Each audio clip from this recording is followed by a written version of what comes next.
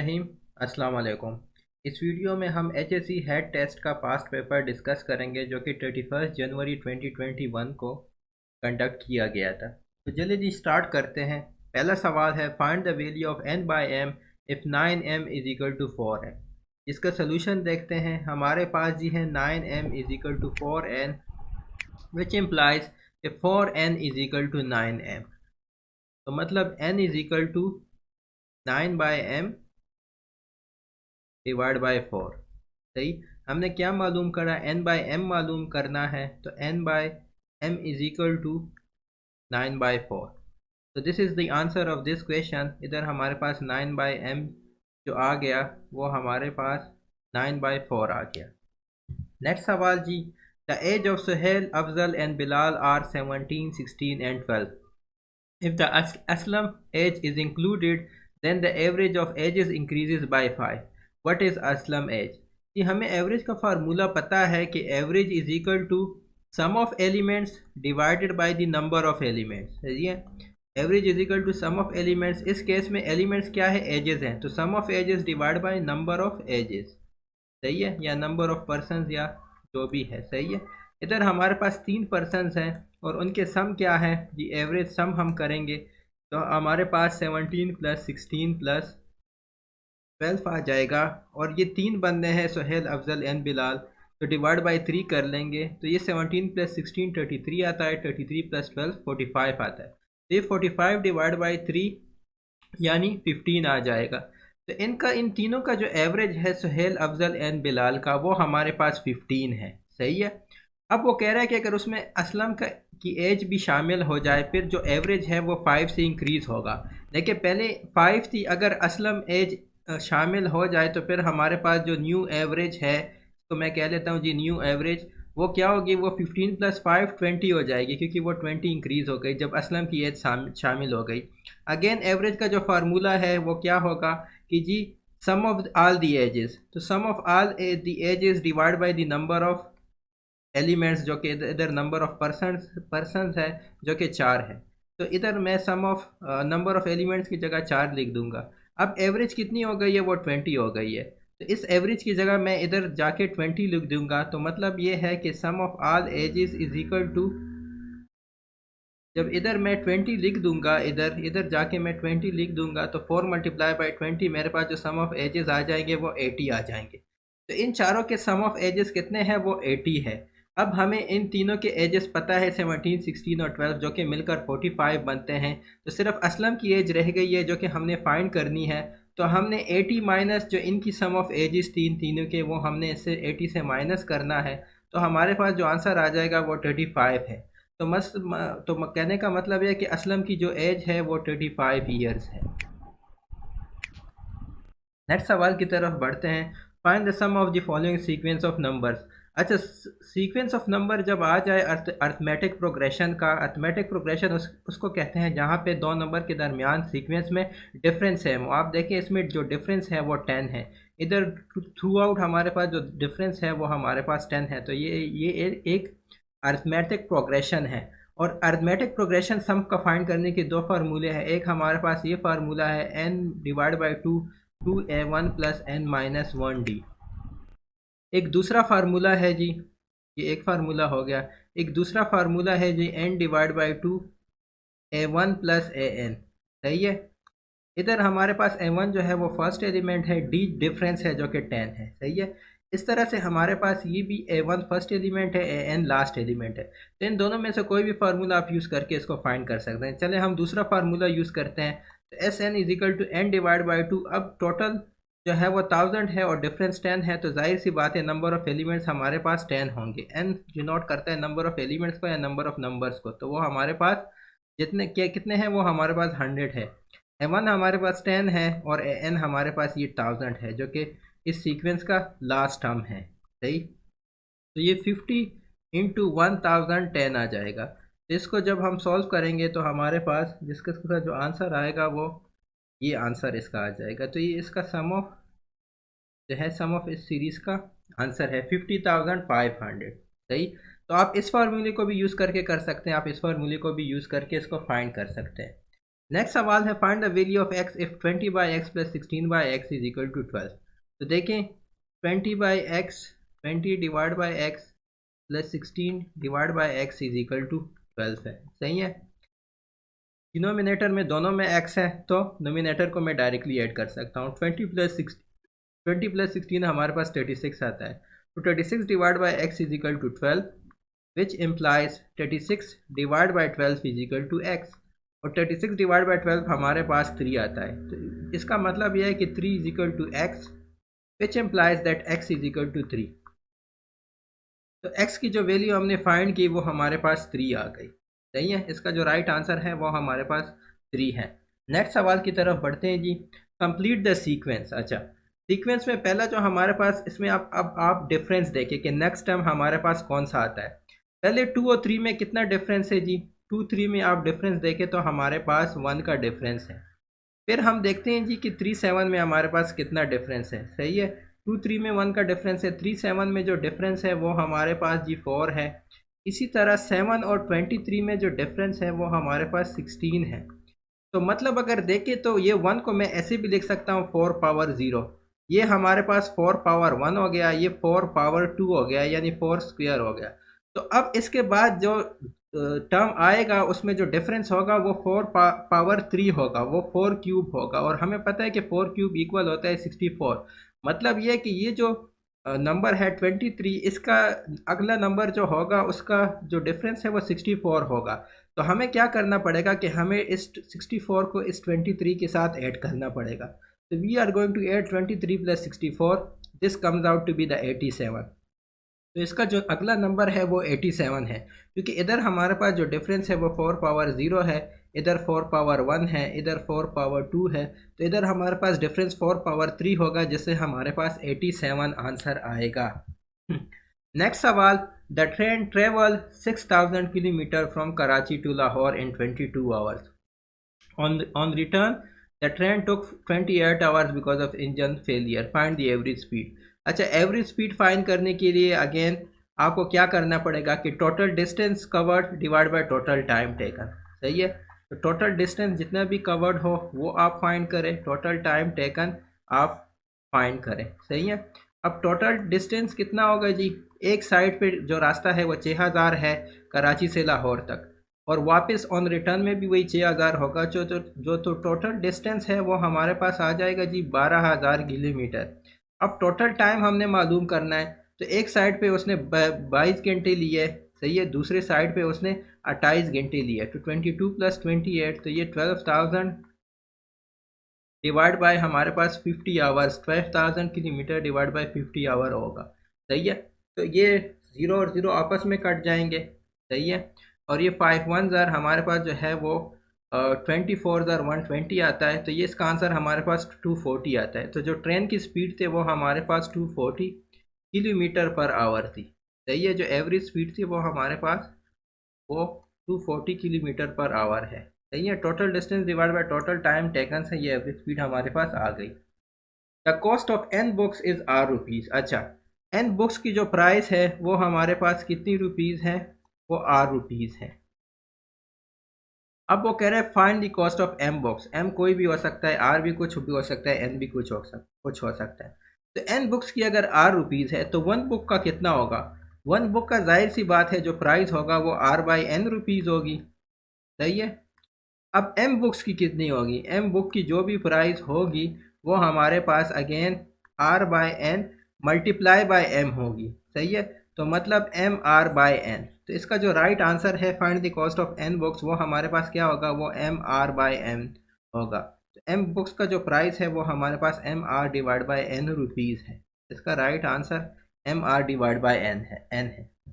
Next सवाल, a train covers 300 km in 3 hours and 20 minutes. On return, it covers the same distance in 2 hours and 40 minutes. Find the average speed. Again, average speed का सवाल आ गया। तो average speed हमारे पास कुछ you find होता है कि टोटल डिस्टेंस कवर्ड। अब टोटल डिस्टेंस कवर एक साइड से 300 किलोमीटर है और फिर ये रिटर्न भी हुआ है। तो total distance cover 300 kilometre plus 300 kilometre, तो हमारे पास 600 किलोमीटर आ गया। अब टोटल टाइम टेकन, सही, टोटल टाइम कितना है, 3 आवर 20 मिनट जमा 2 आवर 40 मिनट। सही, तो 40 मिनट और 20 मिनट जमा होकर आपस में 1 घंटा बनते हैं, और 3 + 2 भी 5 बनते हैं। तो अगर हम इन दोनों को प्लस करें तो 3 और 2 5 हो गए, और 20 और 40 मिनट भी हमारे पास 1 बनता है। तो टोटल हमारे पास 6 आवर लगे हैं। तो 600 किलोमीटर डिवाइड बाई 6, तो ये हमारे पास इसकी जो एवरेज स्पीड है वो 100 किलोमीटर पर आवर आ चुकी है। इसकी जो एवरेज स्पीड है वो हमारे पास 100 किलोमीटर पर आवर है, और ये इसका आंसर हो गया। अच्छा, फिर सवाल है find the 101 term of the following sequence. Again sequence given है, और अगर आप देखें तो ये हमारे पास एक अरिथमेटिक प्रोग्रेशन है जिसका जो डिफरेंस है वो हमारे पास 3 है। तो सीक्वेंस फाइंड करने के लिए देखें, आप तो एक डायरेक्ट भी कर सकते हैं कि पहला जो टर्म है वो 1 है, डिफरेंस 3 है, तो 101 टर्म क्या होगा? जब पहला 1 है और बाकी 3 डिफरेंस है, तो 3 × 100 300 हो जाएगा, और ये 1 ऐड करेंगे तो 301 हो जाएगा। आप अंदाजे से भी कर सकते हैं। अगर अंदाजे से नहीं करना चाहे तो आपको अर्थमेटिक प्रोग्रेशन का जो फार्मूला है वो याद होना चाहिए, an = a1 + n - 1d। तो आप 101 टर्म फाइंड कर रहे हैं, और a1 हमारे पास 1 है, और n हमारे पास कितने हैं टोटल टर्म? वो 101 है, तो ये 101 - 1, और d हमारे पास 3 है। तो ये 1 + 100 × 3, मतलब 1 + 300। तो ये हमारे पास जो 101 टर्म है वो हमारे पास 301 आ जाएगा। नेक्स्ट सवाल है एंटीनम ऑफ इनरवेट। इनरवेट कहते हैं जी कमज़ोर करना। तो इसका जो एंटीनम्स थे वो हमारे पास टफन है, स्ट्रेंथन है, इसी तरह हार्डन है। तो ये सारे इसके ऑपोजिट वर्ड्स है या इसके एंटीनम्स है। इनरवेट का मतलब है कमज़ोर करना, तो टफन, स्ट्रेंथन, हार्डन ये हमारे पास इसके ऑपोजिट वर्ड्स है। एनोलॉजी ऑफ पेन एक। पेन एक सिनोनिम्स है जो कि दर्द को कहते हैं। तो हमने इसमें एनोलॉजी में हमने जो है सिनोनिम्स आपस में ढूंढने थे। तो इसका जो राइट आंसर था वो हमारे पास लेज़ी और लेटार्जिक था, क्योंकि लेज़ी और लेटार्जिक भी आपस में सिनोनिम्स है, जिस तरह पेन एक आपस में सिनोनिम्स है। Platform train. ट्रेन जो है वो प्लेटफॉर्म पे रुकती है, इसी तरह शिप जो है वो क्वे पे रुक जाती है। तो इसका जो राइट एनोलॉजी थी वो हमारे पास क्वे शिप थी।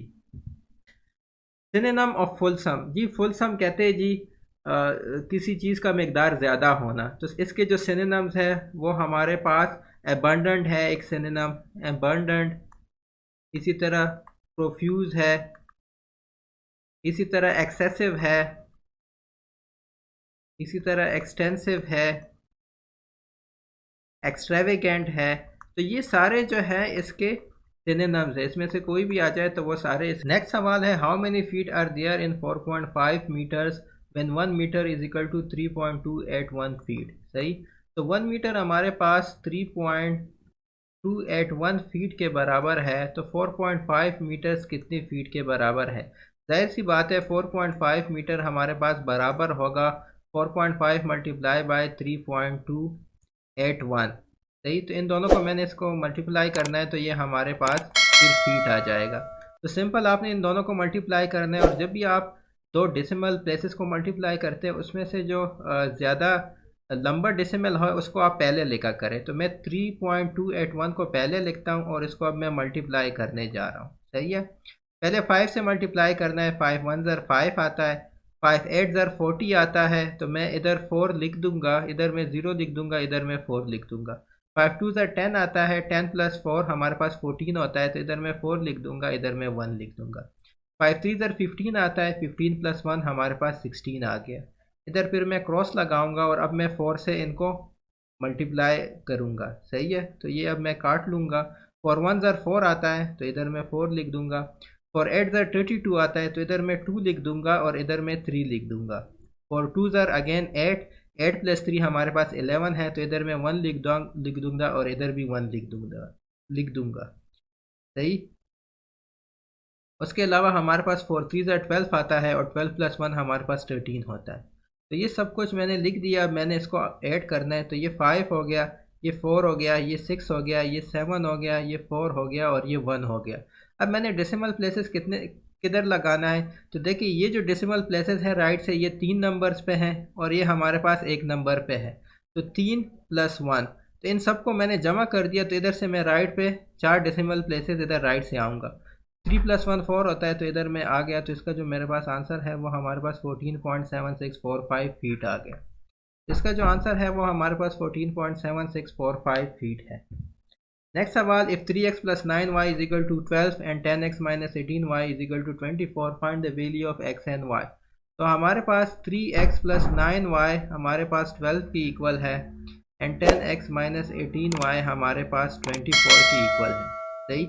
अब मैं क्या करता हूँ कि इस 3x plus 9y को 2 से मल्टीप्लाई कर लेता हूँ। अगर जब मैंने इसको 2 से मल्टीप्लाई कर दिया, सही, इस होल को, तो ये हमारे पास 6x plus 18y is equal to 24 आ जाएगा। सही। और इसको मैं ऐसे ही लिखने देता हूँ 10x minus 18y is equal to 24। अब इन दोनों को मैं जब ऐड कर लूँगा तो ये 18y आपस में कट जाएंगे और ये 10 plus 6 हमारे पास 16x हो जाएगा और ये 24 plus 24 हमारे पास 48 हो जाएगा। मतलब ये है कि x is equal to 48 divide by 16 आ जाएगा, जिसका मतलब है कि x इज इक्वल टू हमारे पास 3 आ जाएगा। तो अब x की वैल्यू फाइंड हो चुकी है जो कि 3 है। अब मैं इस 3 की वैल्यू को किसी भी इक्वेशन में पुट करता हूँ। सपोज मैं पहले फर्स्ट इक्वेशन में पुट कर लूँगा, which is 3x plus 9y is equal to 12। तो x की जगह मैंने 3 पुट कर दिया, तो ये 3 इंटू 3 प्लस 9y हमारे पास 12 आ गया, which means that 9 plus 9y is equal to 12, which means that 9y is equal to 12 minus 9 में इधर शिफ्ट करूँगा तो ये मेरे पास 3 आ जाएगा, which means that y is equal to 3/9 और 1/3। तो x की वैल्यू 3 है और y की वैल्यू भी हमारे पास फाइंड हो चुकी है जो कि हमारे पास 1/3 है।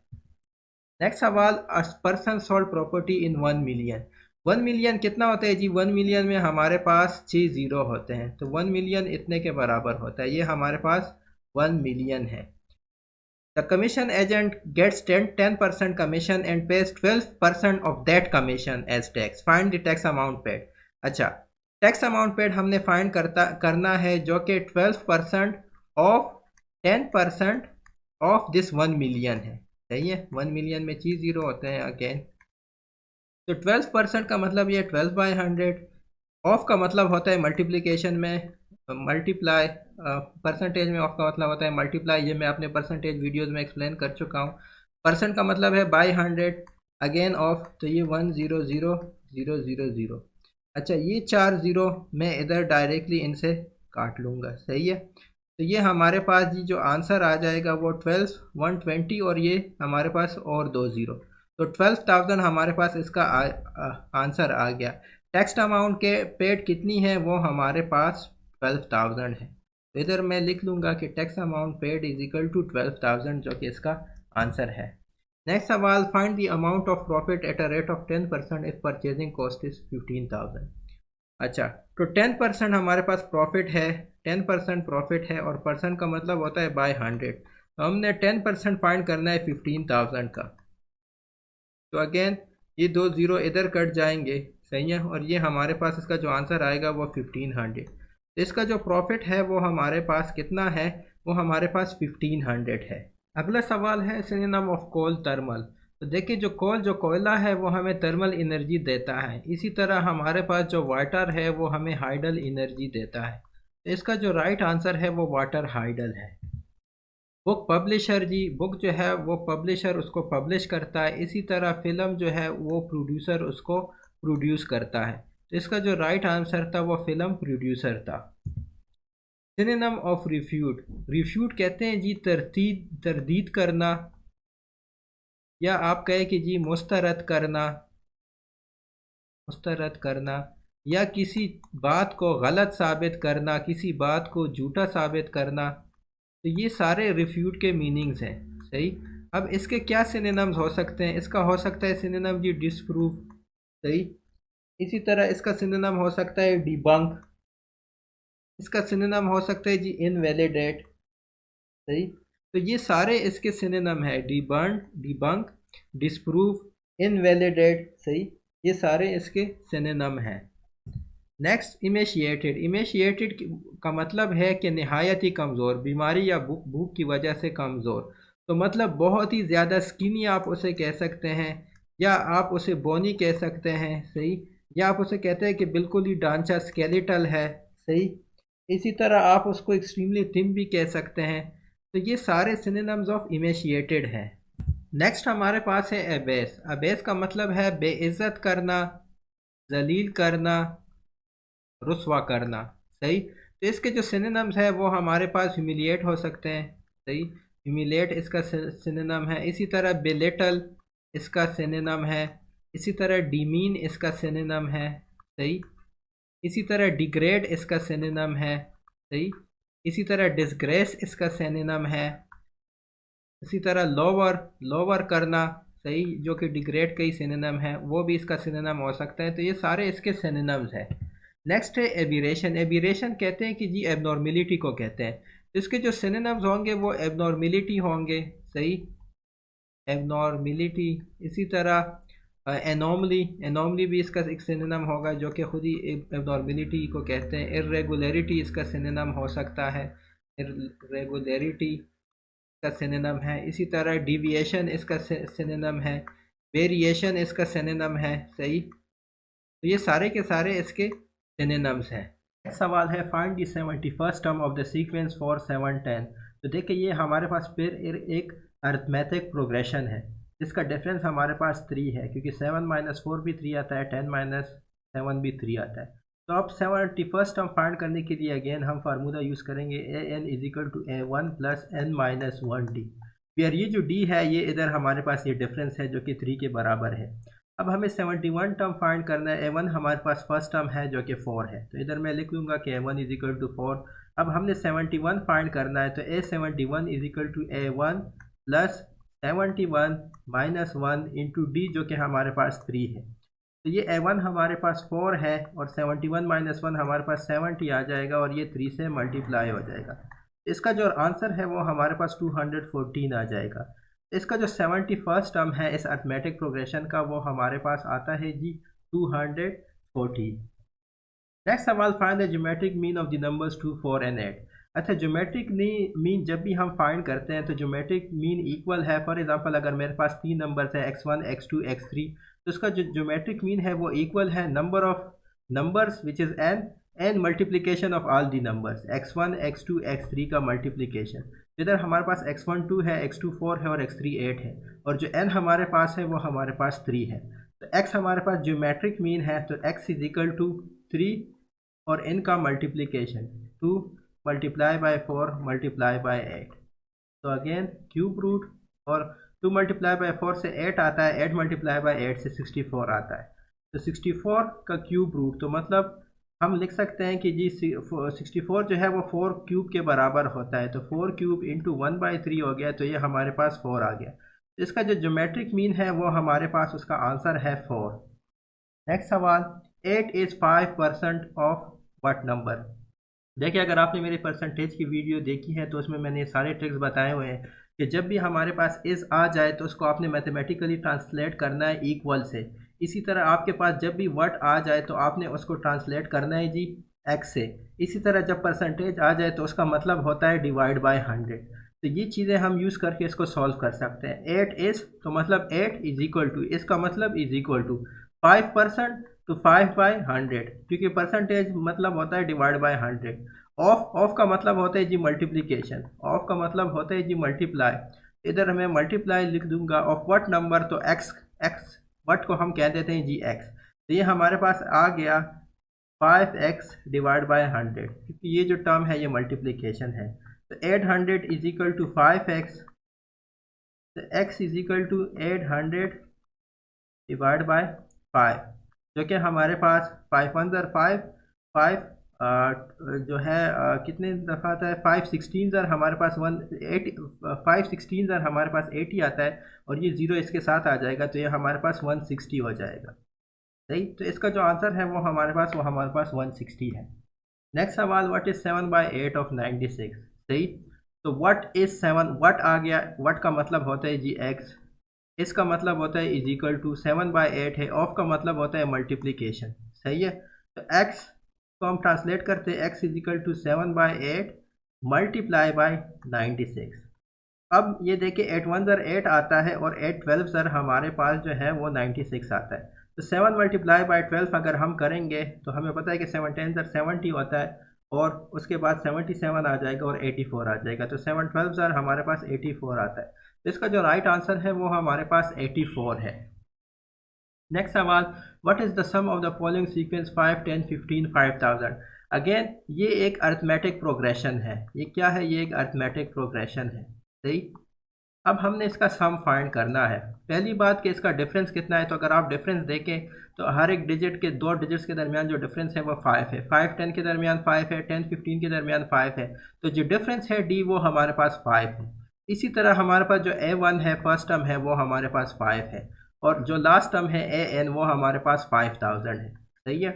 अब नंबर ऑफ एलिमेंट्स n कितने हैं, तो n देखिए अगर टोटल 5000 है और डिफरेंस 5 है, तो जाहिर सी बात है कि 5000 डिवाइड बाय 5 हमारे पास टोटल नंबर ऑफ एलिमेंट्स आ जाएंगे, जो कि हमारे पास 1000 आते हैं। सही है।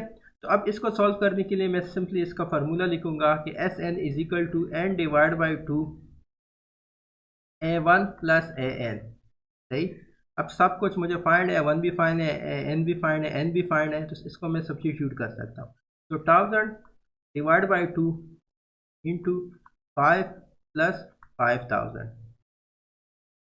तो ये हमारे पास देखिए 500 आ जाएगा। 500 इंटू 5005, तो इसको आप जब सॉल्व करेंगे तो आपके पास इसका आंसर आ जाएगा, जो कि 2502 आता है। सही। आपने सिंपल इसको मल्टीप्लाई करना है, मल्टीप्लिकेशन आपको वैसे भी आती है, तो आपने इसको मल्टीप्लाई करके आपके पास ये आंसर आ जाएगा। तो इस सीक्वेंस का जो सम है वो हमारे पास ये है, और ये हमने अरिथमेटिक सम के फार्मूले से फाइंड किया है। एक और फार्मूला भी आप यूज़ कर सकते हैं, जो कि है n divide by 2 2A1 plus n minus 1D। सही। ये फार्मूला भी आप यूज़ कर सकते हैं। आप इस फार्मूले से कर ले तो आपके पास जो आंसर है वो यही सेम आएगा। नेक्स्ट सवाल, 4 plus 4 minus 4 multiply 4 divide by 4।